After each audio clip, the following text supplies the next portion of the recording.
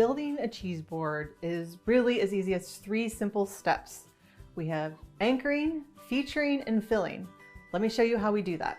All right, so first we're going to anchor our plate. And we do that with whatever the elements are that we're going to put on our board that are best served in a bowl or on a little sub plate.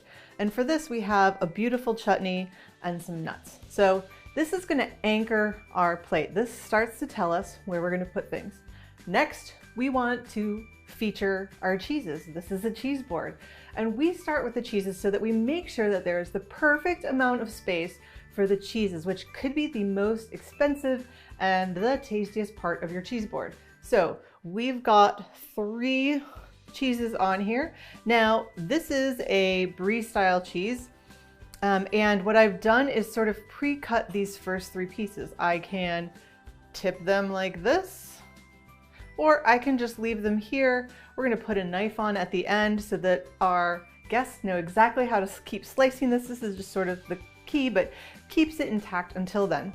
And if I don't like it there, I can move it over here.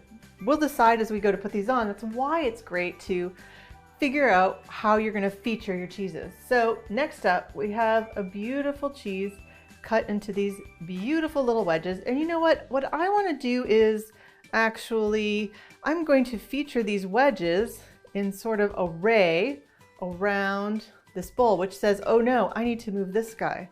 And I'm showing you this so you kind of know like what words are in my head when I'm building out these boards. So when you have like crazy thoughts like, oh no, I can't do this, or it didn't look as easy as she made it look, you know, it takes some practice. Sometimes every board we make is going to be different. You're going to slice your cheese differently every time. You're going to have different ingredients every time because honestly you want to, right? Don't you want to discover brand new foods on every cheese board? So I decided to use my triangles and feature them around that little bowl, which is a great trick.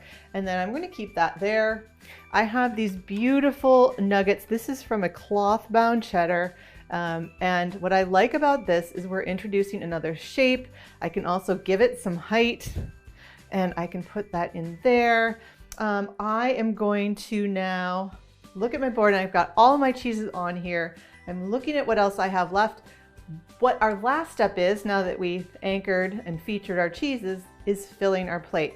And I know that what I want to do is just scoot this guy one more time because I see those grapes and I think those grapes would be great here.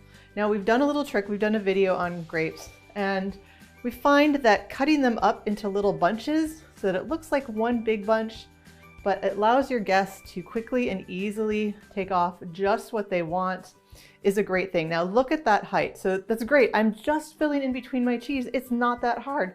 Now I see this little space over here and I want to fill in with some salami. And we've done these quarter salami folds, which make it look like a little rose or a little flower when we put them all together. So I'm just going to start taking those, and I'll turn this around in just a second so that you can see this side, but I'm just tucking them in so that I'm sort of building up that flowery sort of, oh, it's kind of like a salami ruffle around the board.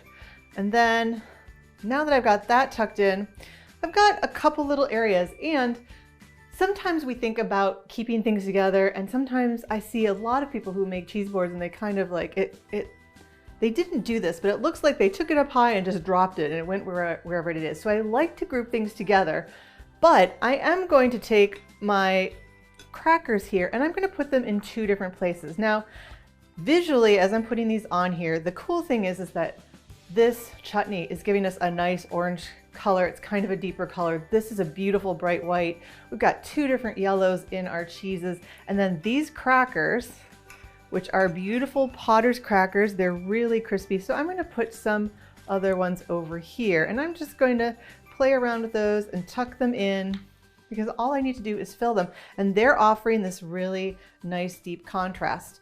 I'm not putting them here. Why am I not putting them there? Well, because I'm asking our guests to cut this for themselves. I didn't cut all the pieces. So I want to leave room for them to do that. If I stuffed those in there, people would, one, have trouble getting to it, or might not even eat that. So what I'm going to do instead is just give them this little hint that it's okay. If you want to take another piece, that's what that knife is for. My little bit of chutney here needs a little spoon, and there you have it. Easy as 1, 2, 3. Anchor, feature, fill, and you have a cheese board, no matter what you have to put on it.